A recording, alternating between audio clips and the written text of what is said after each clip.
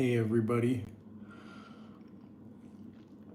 just sad gathering my thoughts here because what is happening with the Dan Le Batard Show? Having myself a tri-smoked mezcal.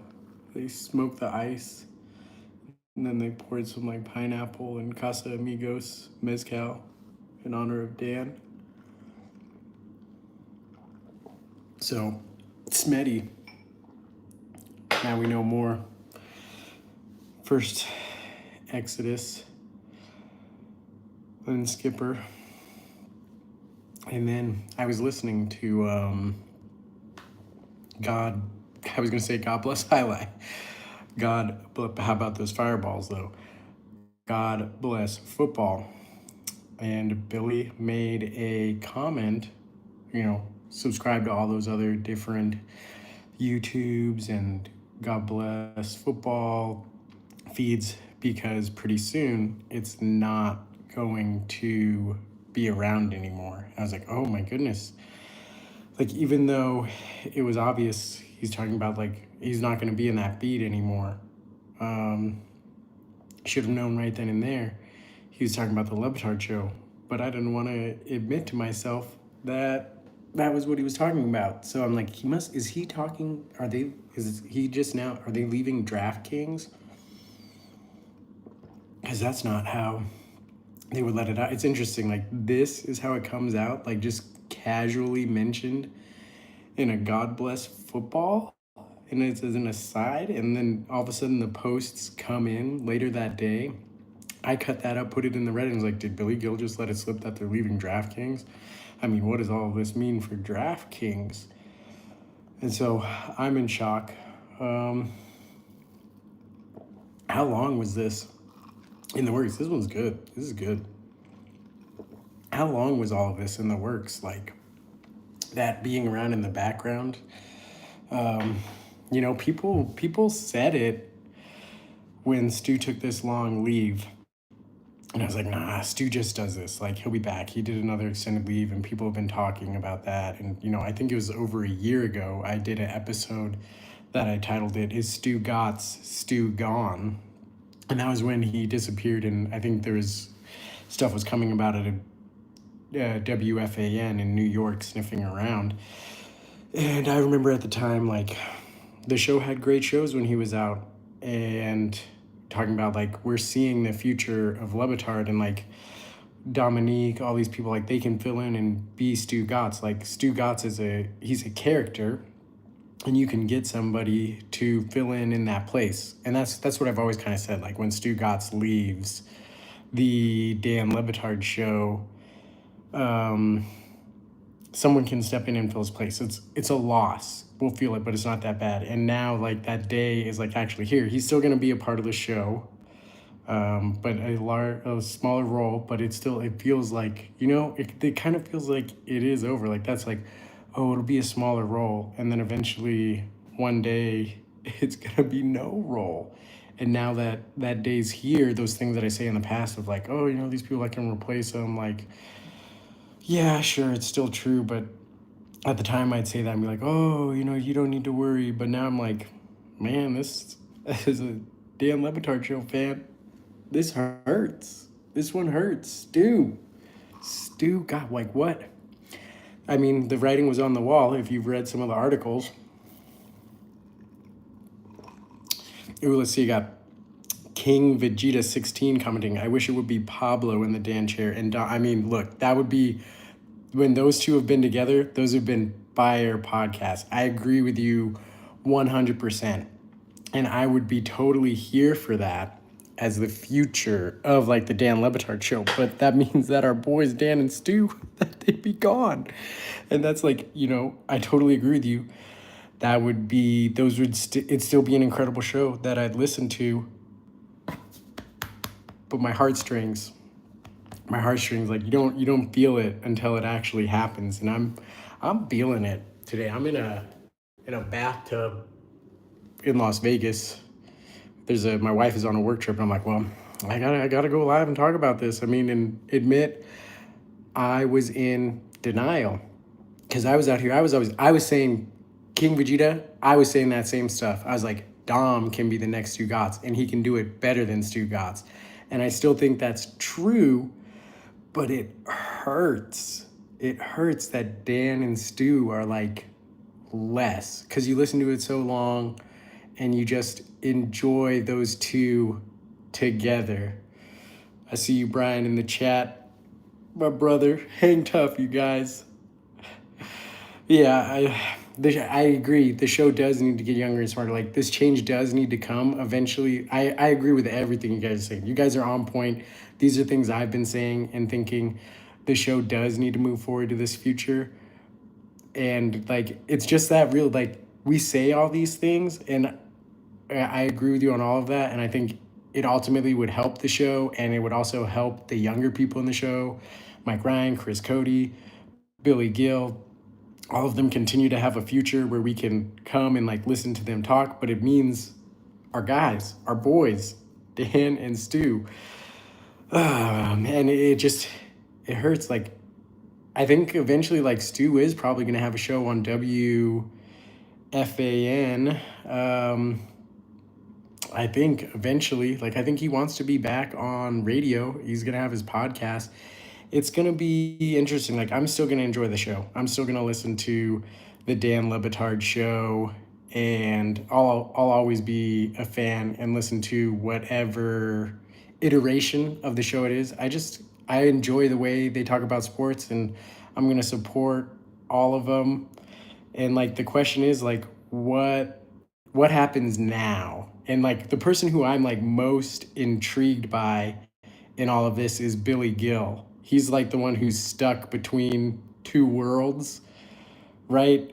And so what does it like look like for him? And Billy Gil's probably like, I didn't ask for any of this. Uh, Brian, as Brian's talking in the chat, I think Zaslow for sure. Like, dude, I have loved Zaz. I love when they had Zaslow on last year during the playoff run, and Zaslow's only gotten even better. Like, Zaslow could absolutely fill that spot. He's been fantastic in the few shows that he's done already. I think his comedic timing is really good, and he honestly can really be like a Stugotz character. But back to Billy Gil, like, yeah, he's like the Lynch, like he's vitally important to both the Dan Le Batard Show and even more important to Stugotz and like God Bless Football. So like, what does that look like for Billy? Like, I mean, they're both like, I with Billy, like, I'm concerned because does he have to like pick a side? And I'm a little bit concerned for like Stu taking this lesser role, which is why I think eventually he's gonna head to radio. And like, I don't know how well the God Bless Football thing will go with only Stugotz. Like, I love the Le Batard Show, but kind of if you look at all their little side hustles of like we've seen within the last couple of weeks or month or so of like a God Bless Football YouTube feed has popped up during Super Bowl week that popped up.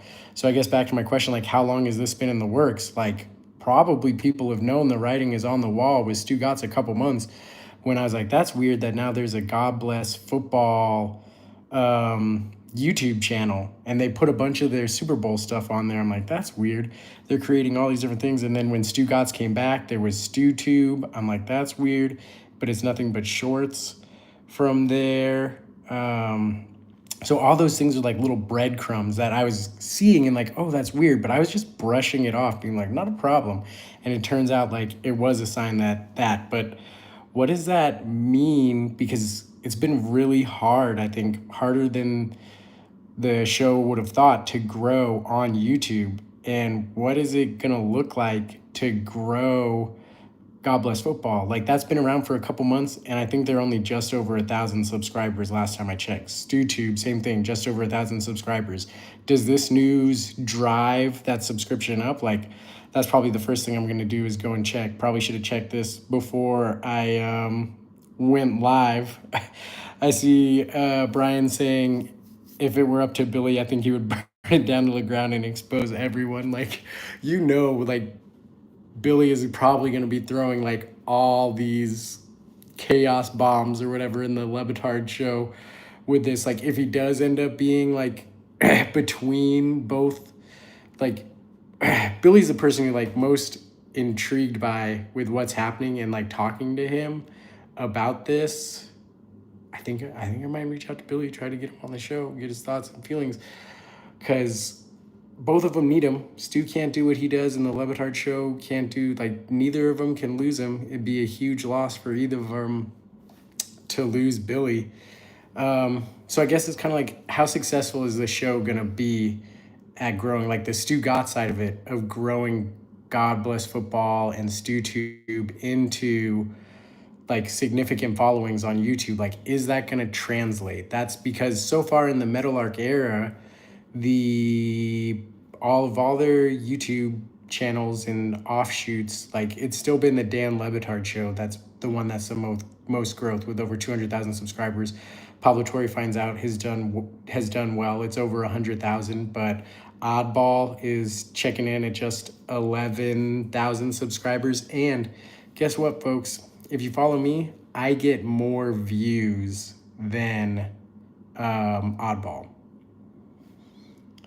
Like, I doing just shorts, making a bunch of shorts, I have way more views than Oddball, and I'm gonna pass Pablo Torre Finds Out just by doing the little shorts that I do.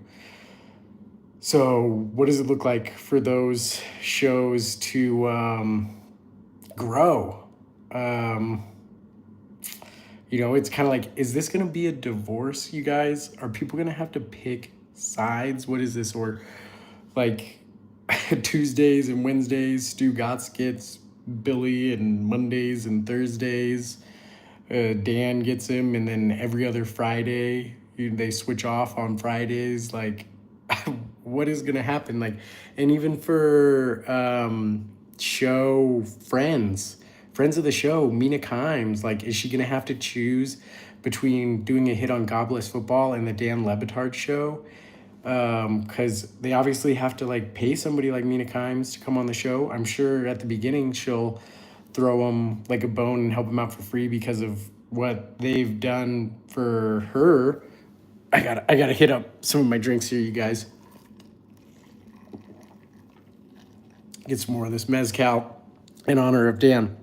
So it's kind of like, what's that gonna look like? I'm very curious about that. And yeah, I see you guys mentioned, like, because when there's the other announcement of John Skipper leaving, and in that article that I read, it's like Meadowlark will focus on the Dan Le Batard Show and Pablo Torre, and documentaries will still be done, but not as much of a focus. And Dan in his tweet said, like, we'll still do films and documentaries, but it's kind of like they said they're gonna do it a little bit less.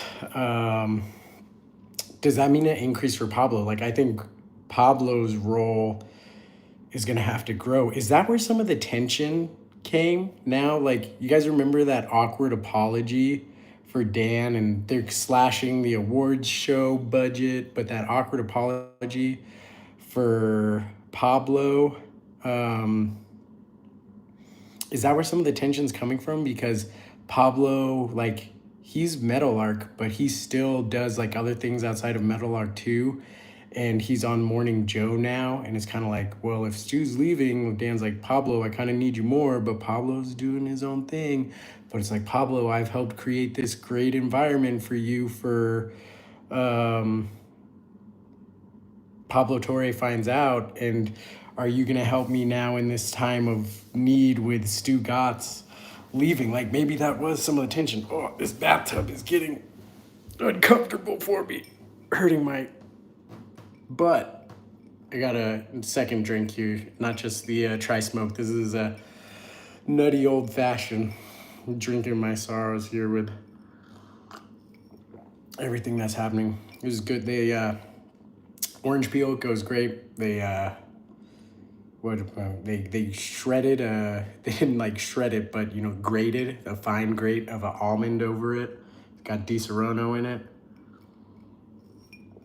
So yeah, I'm just processing all this because I'm one of the biggest fans of the Dan Le Batard Show and supporters, and I'm not negative about the show. I love the show. I have loved the transition to Meadowlark because I like new things. That's what drew me the most to the Le Batard Show. Like in college, I got my own car, and I was driving around, and I just started listening to, and I got a year of satellite radio.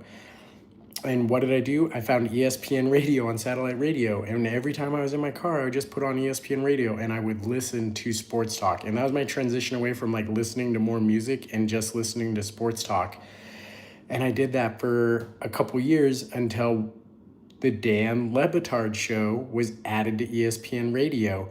And that's how I came across the Dan Le Batard Show and was intrigued by it and was listening to it and really liked it. And from listening to there now, like I don't listen to a lot of other sports radio since then. I used to be like, I would listen to Cowherd, I would listen to Scott Van Pelt later in the day, Doug Gottlieb back when he was on, whenever there would be a contract, I was, oh no, who replaced Doug Gottlieb? It was like the Dan Le Batard Show, I think.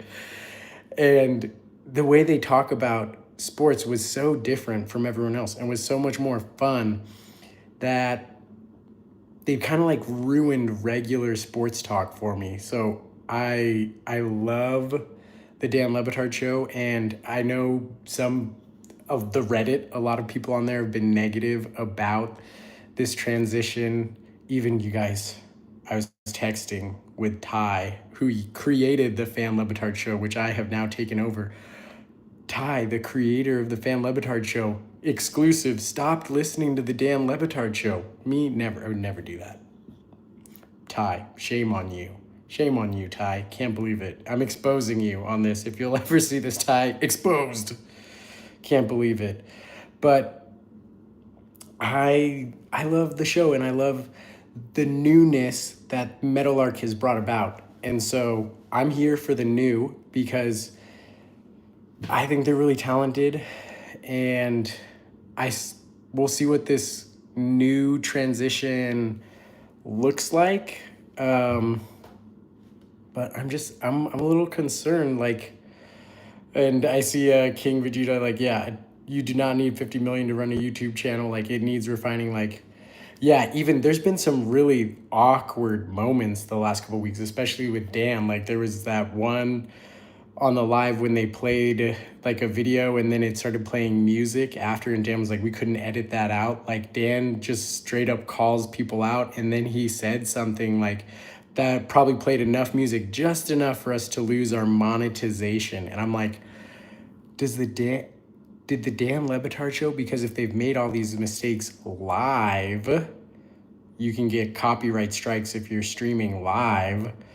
If they've made all these, does the Dan Le Batard Show channel, YouTube channel, not have any monetization anymore because Dan's made those comments? Like, that's bad. So it's interesting. Dan tweeted on the Twitters today about Skipper. I haven't checked the Twitter to see if he's tweeted about this Stugotz thing, which maybe that's like a little too raw to tweet about it. I see Shock Dan even knows how monetization works. I mean, it's a contract year, buddy. You mess with the money, like the channels.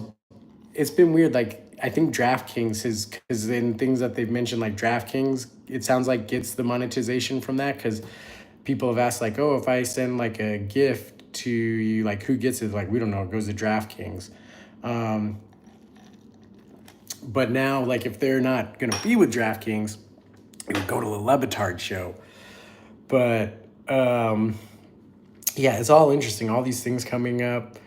I mean, makes sense. Smetty's still with Meadowlark, but in New York. So, and even one thing. So with all this happening, what does this look like for Stugotz?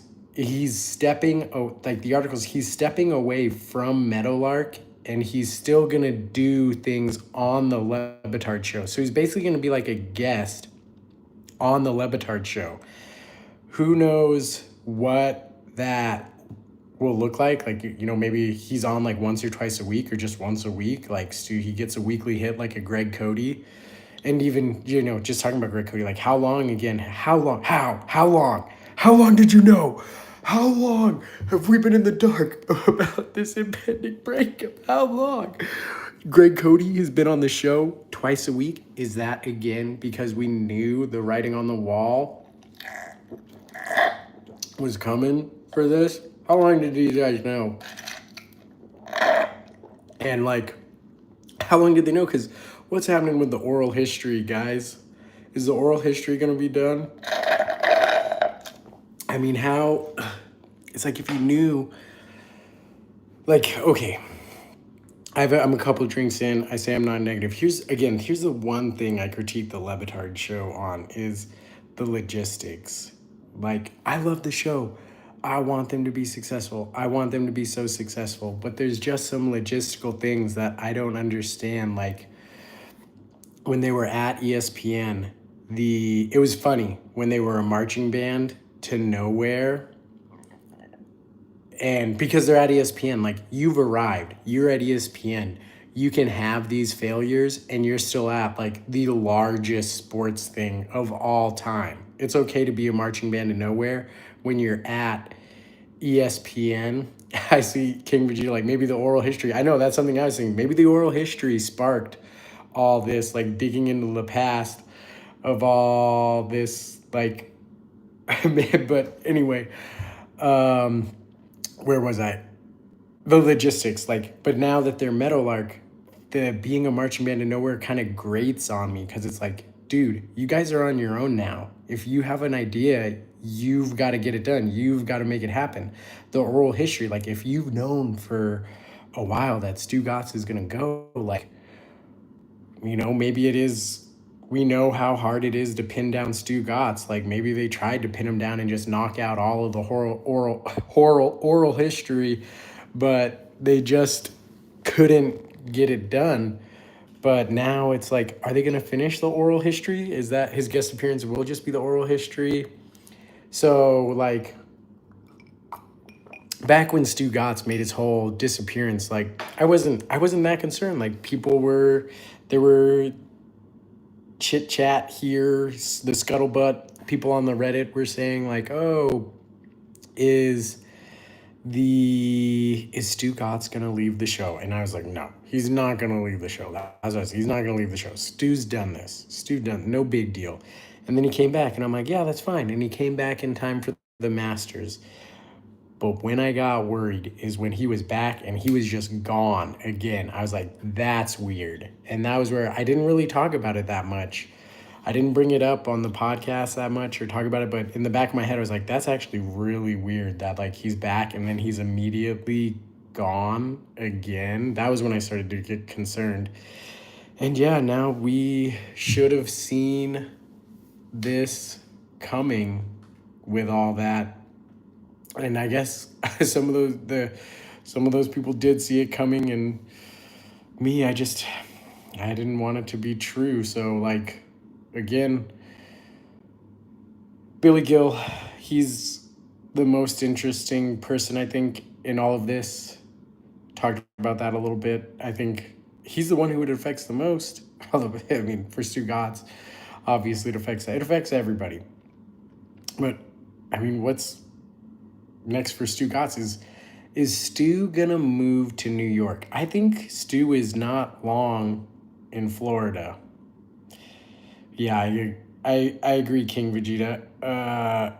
If we have Billy, of course, the show's still gonna go on. And I mean, again, what I envision is like Billy's not leaving the show, and he's probably not leaving Stugotz either.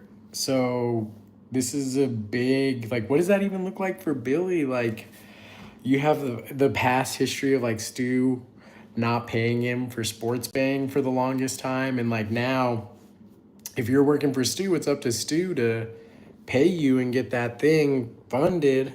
But I think Stu's gonna use like God bless football, fart around for a little bit, but I think he's gonna move to New York. I think he's gonna be on WFAN as a personality. One of the articles, I think it was Awful Announcing, mentioned that Samson. He was on the Samson podcast and said that he felt trapped by the character of WFA, or not by the character, by the character of Stugotz a little bit, and that he felt that he could drive a show, but as the Stugotz character, he wouldn't really get that opportunity.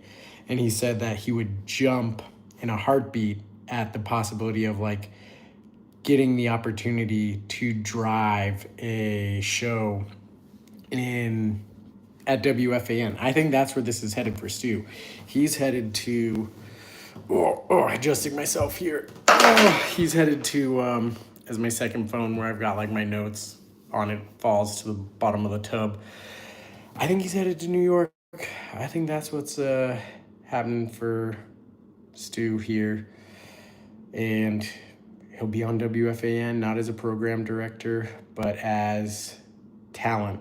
I think it's back to radio for Stugotz. And if I had to tell you right now, like, if Stugotz gets a 2-3 hour radio show on WFAN, will Nasty Nate of the Dan Le Batard Show listen to it? At the start, but I don't think I would. I mean, I love Stugotz. It's hard for me to say this, but if he left, I mean, he's essentially leaving the Dan Le Batard Show. I don't think, because, well, it depends. I listen to everything at like, I listen to so many of the Dan Le Batard Show stuff. In order to fit it all in, I've got to listen to it at like 2.5, 3.5 times speeds. Like, I listen to David Sampson exclusively at 3.5. Unless I'm able to fit in his stuff. I wake up early in the morning to get ready for school. I'm West Coast, so I'm listening to a lot of the stuff before school, 2 times speed on YouTube. And sometimes I fit Sampson in before the live show at 2 times speed after his show finishes. And I'm cramming all these other podcasts that get dropped in the morning at like 3 times speed. But anyway, all that to say, would I listen to Stu? Like, do I have the time to add another thing? Like, I don't think I would give it a chance to see, like, what is he going to do with a show on his own? But I don't think I would stick with it. I think I would just stick with, like, the Dan Le Batard Show, and maybe I would, like, just check in with it from time to time. I don't know. What are things you guys are thinking about for the future of the Le Batard Show? That's pretty much all I've got here. I'm sad this happened. I thought we still had we had one more contract run. That's what I thought this was. When everyone was talking about their fears for the Stugotz leaving, in the back of my mind, like, it's a possibility, but I don't think it'll happen. What I thought is the show had one more contract in it. That's what I thought. I thought they were going to do like one more 3-year deal, either with DraftKings or somebody else. And then, because Stugotz, if you've been listening to Stugotz and listening to him when he goes on like other podcasts, like the 500th episode of Lauer After Hours, rest in peace, Lauer After Hours, that he was on, there was things he said that made it seem like the end is coming for Stugotz. But I thought he was going to stick it out with the show for one more contract. That's what it felt like, that it wasn't going to be now. But now it's now. And it's over for Dan and Stu doing a show every day. And it's sad. It's got me really sad. I've listened and enjoyed, and it's still, I mean, yes, I'm sad, and I know the show's still going to continue, and a lot of the people that I enjoy, I'm still going to be able to hear them talk and all that, but it's going to be different. It's going to be mad different, you guys. Without Stugotz in there regularly, I've been kidding myself and different. I don't say it's going to be worse, right? It's going to be really different and an adjustment. Yeah. I wish the best for everybody involved, but it's things are gonna be way, way different. The most recent episode I talked about Smetty leaving the show, and one of the things I mentioned is like, do they need to bring on somebody like to replace her? A woman voice was like, yeah, absolutely, they do. And yeah, now like who is the show going to bring on? It'll be interesting to see, like, in all this. One person I haven't, like, where does Mike Ryan fit into all this? He's been Meadowlark. Like, this is the last thing I think I'm going to talk about, Mike Ryan, because he's, even for Mike Ryan, it seems like he's wanted to, as I got all this stuff falling all over the place. He's kind of been like 1 foot in, 1 foot out with this show, right? He's not on the Dan Le Batard Show as much. They made the transition. The a little over a year ago was his last day as the executive producer role in Las Vegas that he had to step back into because Whitty left. What does this mean for Mike Ryan, Meadowlark, and the Dan Le Batard Show? Is he going to step in and be one of those people to take in a bigger role to fill Stu's space? It's just he's not a Stu character. He's more, I view Mike Ryan wants to be, and I view him more as the Dan Le Batard seat. He's not. He doesn't. I don't see. He doesn't want to be a jester, even though he's made fun of as being this Homer person. So what does this mean for Mike Ryan? Anyway, that's it, you guys. Thanks for everybody that stuck around and listened, rate, subscribe, comment, review, and yeah, we're here. I didn't think we'd be here yet. Thought we still had a few more years, but we're here. And I guess Stu's still gonna be on the show. Maybe should just chill out a little bit. No, the show's gonna be really different. And a part of me is excited about that, and a part of me is sad. So let's see. I think I just hit this X up here to end this. So I'm gonna one more sip of my drink.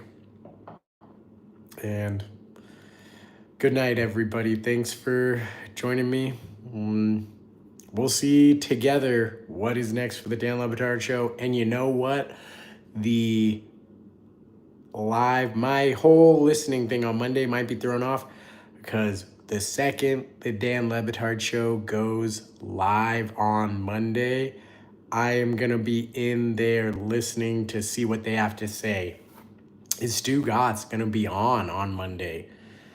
Let's see, folks. Monday's show is going to be a interesting one. And that's going to do it for me. I got to get out of this bathtub.